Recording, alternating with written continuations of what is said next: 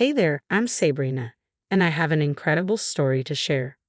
My husband Austin and I met 5 years ago at a charity event. We fell in love at first sight and started a wonderful journey together. We got married 2 years later and worked hard to build a comfortable life. Even though we worked long hours, we always made time for each other because we treasured every moment together.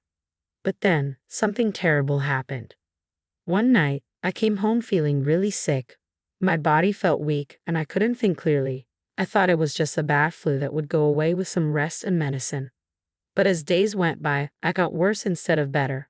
Breathing became really hard, like something heavy was on my chest. I tried to take deep breaths, but it felt like I was suffocating. It was so scary being alone at home with no one to help right away. I managed to call Austin, even though my hands were shaking. "Baby, it's me. I need you to listen. I'm really scared. I'm not feeling well." "Darling, what's going on?" "I don't know. I can't breathe. I feel so weak and alone." "Stay calm. I'm on my way. Just lie down and try to take slow breaths. You're strong, and I believe in you. Help is coming." "I'm trying, but it's getting harder. Please hurry." "You're not alone. I'm doing everything I can to get there quickly. You need to stay strong for me. Take slow breaths and try to relax. Help is on its way, I promise." "Baby, I love you. Please don't let me go. I don't want to leave you." "Don't talk like that. You're going to be okay. Just keep holding on. I love you too, and I need you here with me. We'll get through this together, I promise. Just keep fighting." Austin didn't waste any time. He asked his friend to call an ambulance and rushed to get help. Every breath I took felt like it could be my last, and time seemed to slip away.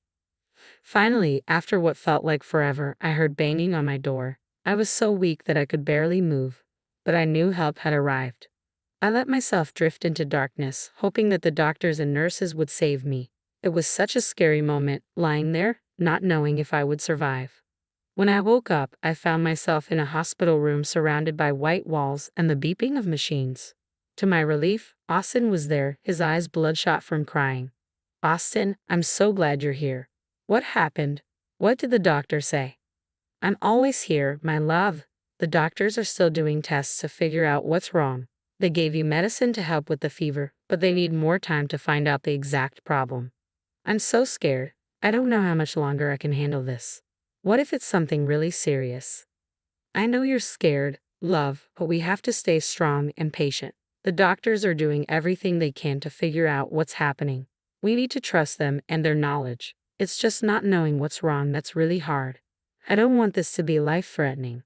I just want to be healthy again." "I want that too, my love. Remember, we're in this together. No matter what the doctors find, we'll face it together. I'll be right here supporting you through it all." "Thank you, baby." Days passed, and dread and hopelessness engulfed me. Austin wasn't allowed to be in the same room with me because they weren't sure of my condition. Nevertheless, he called me every morning and evening, faithfully checking on me. But the fear of the unknown weighed heavy on my heart, and I felt isolated. Finally, on the fourth day, the doctor approached me with a diagnosis. "Doctor, please tell me what's wrong with me. Did you find out what it is?" "The test results are back, and we have a diagnosis for you. It appears that you have contracted a rare form of tuberculosis." "Tuberculosis? Does that mean I'm going to die?" "No, Sabrina. Please stay calm. We caught it at the right moment, and there is a cure. With the right medication, we can treat it successfully." "Oh, thank goodness. So it can be cured?" "Yes, after 3 weeks of taking the medication, you will no longer be contagious. However, you will need to continue taking the medication for the next 9 months to completely get rid of the bacteria." "That's a relief to hear. Thank you, doctor. I'm so glad we caught it in time. But what about my husband, Austin? Is he at risk?" "We took precautions. Austin has been quarantined as a preventive measure, and we tested him for TB. Fortunately, his results came back negative. You can rest assured that he is not at risk." "Thank you, doctor. I'm so grateful that Austin is safe. We'll get through this together." After my discharge from the hospital, I returned home feeling weak and vulnerable. The financial burden of the hospital bills and the costs of medications weighed heavily on Austin. He worked long hours to ensure we could make ends meet, leaving me in need of someone to take care of me during my recovery. It was then that Austin suggested his mother, Harriet, as a potential caregiver. "Baby, I get why you want your mom to help, but I'm not sure it's a good idea." We've always had problems, and I'm worried it could make things worse for both of us. I know, darling. I get that you're worried, but she's our only family, and I trust her to take care of you. And believe me, it would make me feel better if someone I trust is looking out for you. I know, but Harriet and I get along like fire and ice. What if her being here just adds more stress to everything? I don't think either of us will have the energy to deal with her shenanigans.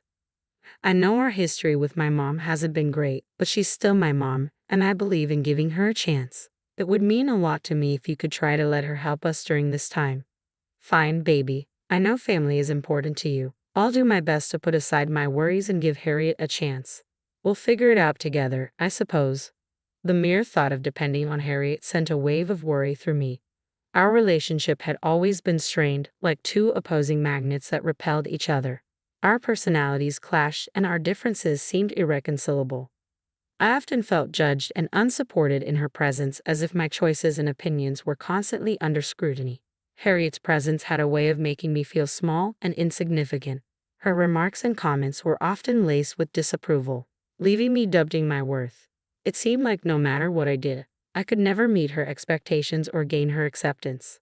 Our interactions were filled with tension and a constant undercurrent of unease.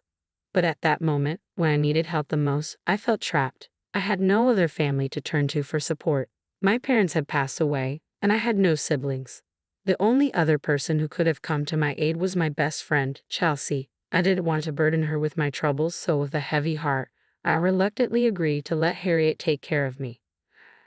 I knew that accepting her help came with its own set of challenges. It meant putting aside our differences and finding a way to coexist for the sake of my recovery. It meant swallowing my pride and opening myself up to the possibility of disappointment once again. But I had no other choice. I needed someone to be there for me, even if it was someone as challenging as Harriet. Little did I know that the path ahead would be filled with frustration and disappointment. Harriet's assistance turned out to be far from what I had hoped for.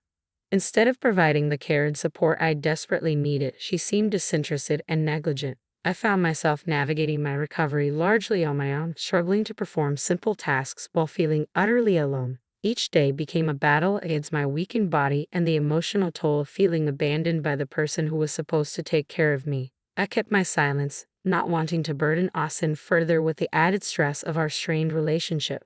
It was a lonely and disheartening time as I longed for compassion and understanding that seemed beyond Harriet's reach.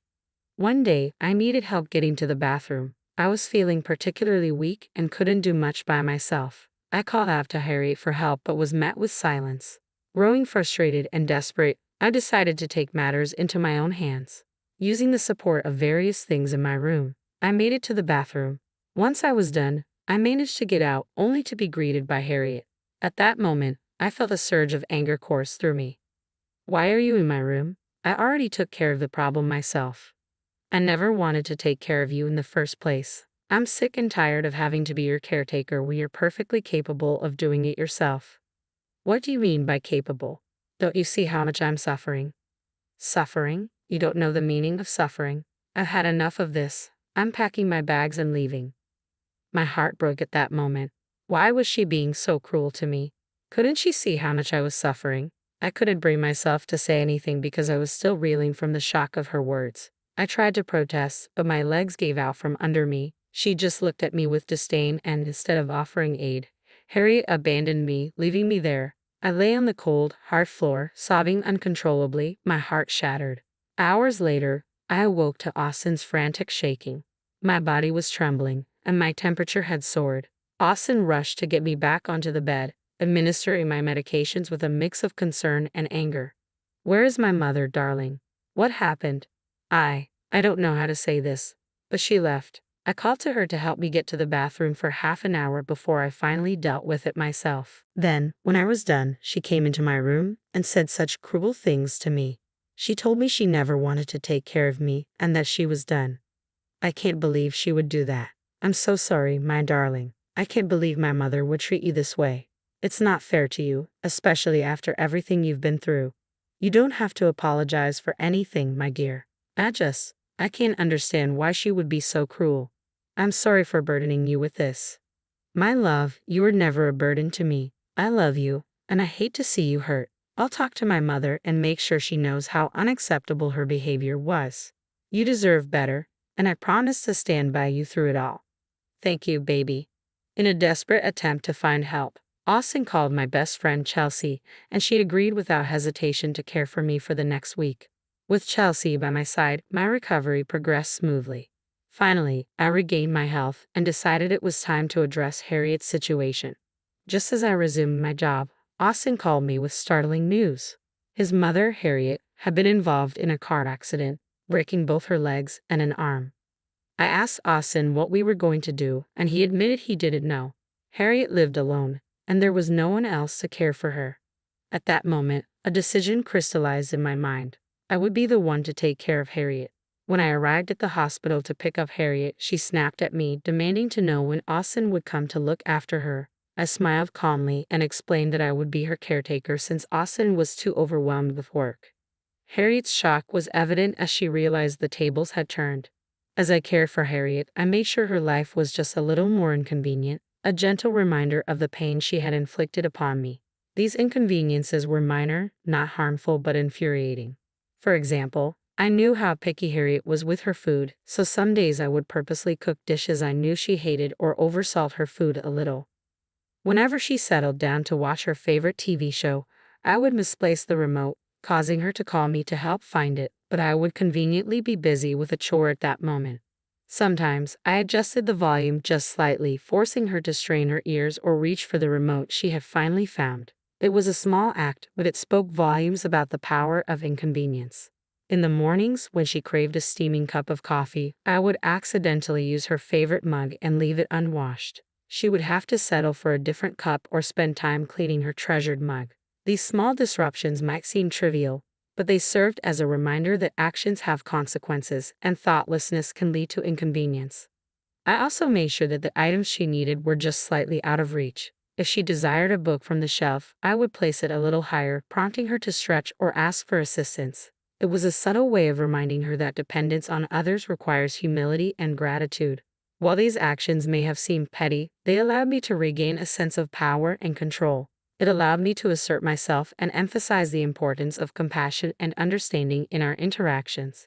Harriet began to experience firsthand the frustration she had subjected me to during my illness, and perhaps she started to understand the consequences of her behavior. Through these subtle inconveniences, I hope to create an environment where Harriet could reflect on her actions and recognize the value of empathy. I wanted her to realize that it is our responsibility to treat others with kindness, especially when they are vulnerable or in need. As the weeks turned into months, Harriet's physical injuries began to heal. But something unexpected happened. Instead of showing any growth or empathy, she began to display entitlement and dissatisfaction with the care I provided. She called Austin, complaining that I wasn't taking good care of her. Concerned by his mother's complaints, Austin came over that night and asked her what was going on. "Mom, I heard you've been complaining about Sabrina not taking good care of you. What's going on?" "Austin, let me tell you, she's been doing a terrible job. I can't believe I have to rely on her. She's been so neglectful." "Well, I understand you're frustrated, but let's not forget how you treated Sabrina when she needed you. She stepped up to care for you despite your differences. She showed compassion and support even though it wasn't easy for her." "Well, she should have done better. I don't see why I have to be grateful for her help. You should have done better for her too. With the way you treated her, I'm surprised she didn't cause you any harm. A little neglect from her is better than her abandoning you, isn't it?" I didn't realize. It's time to acknowledge Sabrina's efforts and be grateful for what she did for you. If you're going to be disrespectful and unappreciative, then maybe you should find help on your own, just like you made us do for Sabrina. With that, Harriet scoffed and turned her head away, throwing a tantrum like a child. While Austin may have entertained it earlier, he got sick of always playing to his mother's demands. He grabbed my hand, walked out the door, and drove us back home. While I didn't expect Austin to stand up for me, I was beyond grateful that he did. It felt good to have the man I love reciprocate his love for me in such an obvious manner. In the days that followed, Harriet's absence became palpable. She didn't reach out to us, and we didn't make any attempts to contact her either. We wanted to give her space to reflect on her actions and determine if she was truly ready to change. Through a chance encounter with one of Harriet's neighbors, Austin learned that she had hired someone to assist her. However, it became apparent that the hired help was treating her in the same dismissive and neglectful manner that Harriet had treated me. Austin and I learned of this with a mix of disappointment and understanding. We had hoped that our experiences would have opened Harriet's eyes to the importance of compassion and empathy, but it became evident that true transformation is a personal journey that cannot be forced upon someone. In the end, we made the conscious decision not to intervene. Our focus shifted toward nurturing our relationship and building a life filled with love, understanding, and support. We chose to create a space where forgiveness and growth could thrive rather than dwell on the past or engage in further confrontations. As the days turned into months, Harriet became a distant memory. The wounds she had inflicted upon us slowly faded, replaced by the joy and fulfillment we found in our renewed bond. Life presented us with new opportunities, and we embraced them wholeheartedly.